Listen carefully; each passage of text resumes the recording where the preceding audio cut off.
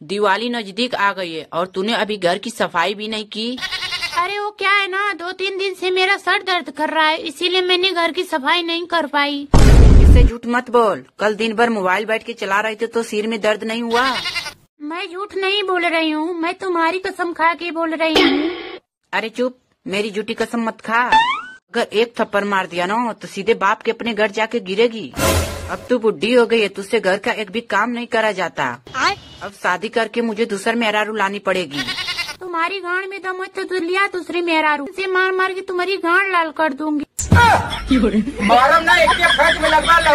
Mummy आज मुझे जल्दी मत उठाना। क्यों बेटे, तुम 8 बजे तक सोए रहोगे तो मैं सोने दूंगी क्या? इस तरह तो तुम आलसी बन जाओगे। अरे मम्मी तुम समझा करो ना, कल रात मैं दोस्त के शादी में गया था इसीलिए मैं सो नहीं पाया हूँ। तो मैंने थोड़ी नहीं बोला था कि तुम पूरी शादी में रात को मुजरा करना और फिर तुम दिन भर सोते रहना। अच्छा ठीक है, फिर अब जा, तू जाके सो जा। अरे मेरी माँ कितनी अच्छी है। गुड नाइट माँ। Good night. रुको जरा। बेटा, ओ बेटा, अगर तू सो रहा है तो उठ जा, अब मैं चाय बना रही हूँ। तो बनाओ ना, मैं कौन सा बर्तन में सोया हूँ कि दिक्कत दे रहा हूँ तुम्हें? इसने तो मेरी बेइज्जती कर दी, अब तो इसे बताना ही पड़ेगा। ये लो, अब तो लाइट भी चली गई। अरे मम्मी लाइट चली गई, प्लीज मुझे कुछ दिखाई नहीं दे रहा है, घर में कैंडल जला दो। लेकिन मुझे तो सब कुछ साफ साफ दिखाई दे रहा है। आपको क्या दिखाई दे रहा है माँ? अरे नालायक, मुझे तो तुझे डूबता हुआ फ्यूचर दिखाई दे रहा है। अच्छा ठीक है माँ, अब मेरे लिए नाश्ता लगा दो। अरे कमीने, तू बिस्तर से बाहर तो निकल, मैंने तेरे लिए नाश्ता तैयार करके रखा है। अरे मम्मी आप मेरे नाश्ता में रोज जलेबी और पोहा बनाती हो, लेकिन आज रसगुल्ला और गुलाब जामुन बनाया है, क्या बात है माँ? अरे बेटा, ये मैंने नहीं बनाया है। अच्छा अच्छा, अपने लाडले बेटे के लिए स्पेशल मंगवाया होगा होटल से। अरे नहीं रे पगले, पड़ोसी के यहाँ रसगुल्ला और गुलाब जामुन बना था, लेकिन उसमें कुत्ते ने मुंह डाल दिया तो वो फेंकने जा रही थी, तो मैंने उनसे बोला कि अरे बहन जी फेंकिए मत, ये मुझे दे दीजिए, मेरा बेटा खा लेगा। क्या मम्मी आपको मुझे कुत्ते का जूठा खिलाते हुए शर्म नहीं आई? अरे कमीने, इसमें शर्म वाली कौन सी बात है? इसमें कुत्ते और तुझमें क्या अंतर है? तो क्या मैं कुत्ता हूँ? देखो मम्मी, मुझे दीदी देख देख के हंस रही है।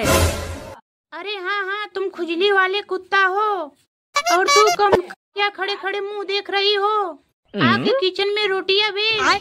लेकिन मम्मी मुझे तो रोटी बनाना आता ही नहीं है, फिर कैसे बनाऊंगी? अरे कमीनी, तुमने सीखने का प्रयास करती ही नहीं है तो कैसे सीखेगी? और आई मेरे यहाँ, तुझे रोटी बनाना सिखाती हूँ। देखो मम्मी, आपको मुझे सिखाने से क्या फायदा, आप खुद ही बना लो ना रोटी, क्योंकि गरम रोटी की हवा लगने से मेरा हाथ जल जाते हैं। अरे बदतमीज लड़की, तुमने मुझे नौकरानी समझा है क्या, जो मैं तुम्हें रोज गरम गरम रोटी बनाकर खिलाऊं? अरे कैसी बात कर रही हो मम्मी, लेकिन तुम नौकरानी नहीं, मेरी प्यारी प्यारी माँ हो। तू रहने दे, अब मुझे ज्यादा मक्खन मत लगा। जब तुझे ससुराल में खाना बनाना नहीं आएगा तो वो लोग मुझे ही खुशेंगे ना कि तेरी माँ ने तुझे क्या सिखा कर भेजा है। अरे मम्मी आप टेंशन क्यों लेती हो, मुझे पसंद कोई आए, ऐसा लड़का कोई इस दुनिया में पैदा ही नहीं हुआ, इसीलिए तो मैं शादी ही नहीं करूँगी। सुनो जी। अरे क्या हुआ भाग्यवान, क्यों चिल्ला रही हो? आज मेरे भाई के लड़के की शादी है, इसलिए मैं मायके जा रही हूँ और हमको 5,000 रुपया दीजिए। अरे मैंने तो 4 दिन पहले तुम्हें 5,000 रुपया दिया था, उसका क्या किया? उसी में से तू लेकर जा। उन पैसों से तो मैं अपने लिए लहंगा और मेकअप का डिब्बा लेकर आई हूँ, इसीलिए तो वो सारे पैसे खर्च हो गए, इसीलिए मुझे और रुपये दीजिए। देख अब तू कुछ भी बोल, अब मेरे पास फूटी कौड़ी भी नहीं है, तो तुझे पैसा लेकर कहाँ से दूं? मैं अब वो और सब नहीं जानती, मुझे तो पैसा चाहिए। आप मुझे पैसा कहीं से भी लाकर दो। अरे यार, हर महीने तू अगर इतना पैसा खर्चा करेगी तो वो दिन दूर नहीं जो रोड पर मैं भीख मांगूंगा। शुक्र खाओ तुम कि मेरे पापा ने हमारी शादी तुम्हारे साथ करा दी है, वरना कई गाड़ियों के पीछे हिलाते फिरते। उन्होंने कोई मुझ पर बड़ा एहसान नहीं कर दिया है। अगर तुम्हारे शादी हमारे साथ नहीं होती तो कहीं तो करवानी पड़ती ना, और वो तुम्हें घर में बैठा के पूजा थोड़ी नहीं करते। अरे जियो मेरे लाल, आज तो तूने मेरी मुंह की बातें छीन ली। तुमने क्या जवाब दिया है इस बिगड़े बाप की बदतमीज लड़की को? देखो माँ, अगर हम दोनों पति पत्नी बात कर रहे हैं ना, तो तुमको बीच में बोलने की कोई जरूरत नहीं है। वैसे भी तुम्हारे बेटे ने आकर मेरे बाप के पैर पकड़े थे, तब जाके वो शादी के लिए तैयार हुए थे, वरना वो तो अपने हिसाब से मेरी शादी करवाते और मुझे भिखमंगा खानदान नहीं मिलता। अरे ये क्या, तुम जिस थाली में खाती हो उसी थाली में छेद करने का काम करती हो। मेरी ही कमाई खा के मुझे ही भिखमंगा बोल रही है। मैं तेरा मार के मुंह तोड़ दूंगा। अरे जाओ जी, तुम तो कल रात के मेरी फटी सलवार पहन के घूम रहे हो, वो तो उतार नहीं पाए और मेरा मुंह के घंटा तोड़ोगे। वो तो मैं रात को नशे में था और मुझे होश नहीं रहा, इसीलिए पहन ली थी। लेकिन अब तू क्यों बकवास कर रही है?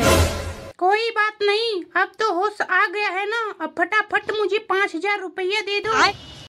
अरे बहू, तुम क्यों उसी बात को घुमा फिरा के दोहरा रही हो? तुम कुछ भी कहो, जब तक हमको पैसा नहीं मिलेगा तब तक मैं छोड़ूंगी नहीं। तो हमारा क्या उखाड़ लेगी तुम? करना तो छोड़ो, अगर जरूरत पड़ी तो चाय में जहर डालकर मार डालूंगी। बहू, ओ बहू, क्या कर रही हो? कुछ नहीं माँ जी, खाना बनाने जा रही हूँ।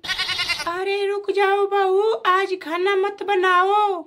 अरे माँ जी, रोज सुबह आपके पेट में आग लगने लग जाती है, फिर आज मुझे खाना बनाने से क्यों रोक रही हो?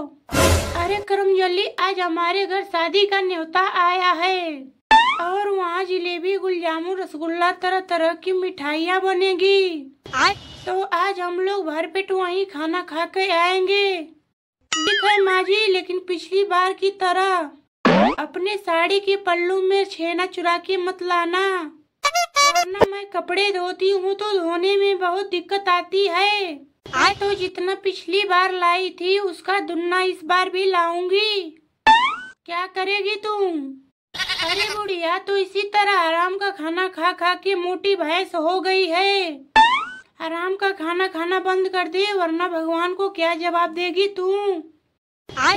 अरे क्या हुआ कविता, तुम माँ से इस तरह बातें क्यों कर रही हो? अच्छा हुआ बेटा तू आ गया। देख तो बहू मुझसे बोल रही है कि मैं आराम का खाना खा खा के मोटी भैंस हो गई हूँ। क्यों कविता, तुम्हारे माँ बाप बोलते थे कि तुम बहुत संस्कारी हो, कभी तुम किसी के सामने जबान नहीं चलाओगी, फिर तुम माँ से इस तरह लड़ाई क्यों कर रही हो?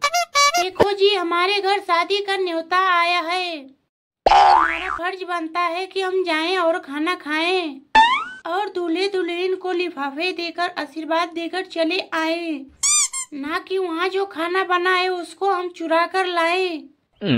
हाँ, ये बात तो तुम बिल्कुल सही बोल रही हो।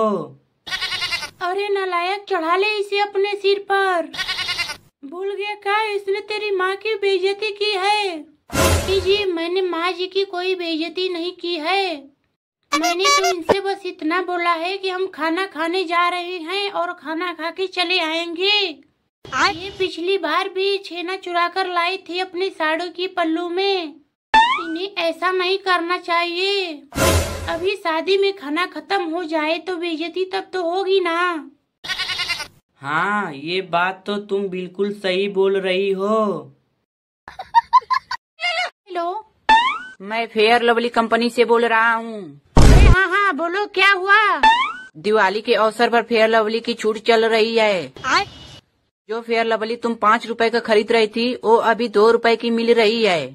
जल्दी से तुम 1-2 ट्रक ऑर्डर कर दो और ये ऑफर अपने सहेलियों तक भी पहुंचा दो। मैं तुमको रसगुल्ले खिलाऊंगा। अब ज्यादा सोचो मत, ये ऑफर तुम्हारे लिए और तुम्हारी सहेलियों के लिए है। दिवाली के बाद फेयर लवली 6 रुपए की हो जाएगी। नहीं, मुझे दिवाली से पहले 2 ट्रक फेयर लवली चाहिए। जल्दी से भिजवा दो। मैं तुम्हारे बाप का नौकर नहीं हूँ। मेरे लिए फुलझड़ी लाए हो कि नहीं? नहीं, मेरे पास पैसा नहीं है तो मैं कहाँ से लेकर आऊँ? फ्रेंड बनाने से पहले तो तुम बड़ी बड़ी बहुत फेंक रहे थे कि तुम्हारे पास बहुत पैसा है, तुम बहुत अमीर हो। अब क्या हो गया तुम्हारा पैसा? अगर मैं तुझे गर्लफ्रेंड बनाते समय बता देता कि मैं गरीब हूँ तो तुम मेरी गर्लफ्रेंड बनती। तुमने मेरे साथ धोखा किया है, अब मैं दूसरा बॉयफ्रेंड बनाऊंगी। अगर तूने मुझे धोखा देकर दूसरा बॉयफ्रेंड बनाई तो मैं धनिया के पेड़ पे फांसी लगा के मर जाऊंगा। अरे धनिया के पेड़ में कौन फांसी लगाता है? मैं लगाऊंगा। अगर मुझे बचाना होगा तो 1 किलो काला कंद वाला मिठाई लेकर आ जाना।